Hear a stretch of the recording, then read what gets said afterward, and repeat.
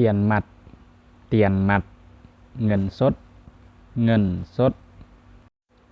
tiền quỹ tiền quỹ เงินครั้งเงินครั้ง tiền vốn tiền vốn เงินทุนเงินทุน tiết kiệm tiền tiết kiệm tiền ประหยัดเงินประหยัดเงิน tiền bị mất tiền bị mất เงินเสียเงินเสีย ít tiền ít tiền เงินน้อยเงินน้อย tiền lãi tiền lãi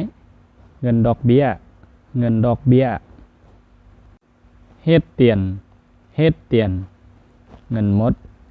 เงินหมด trả tiền trả tiền จ่ายเงินจ่ายเงิน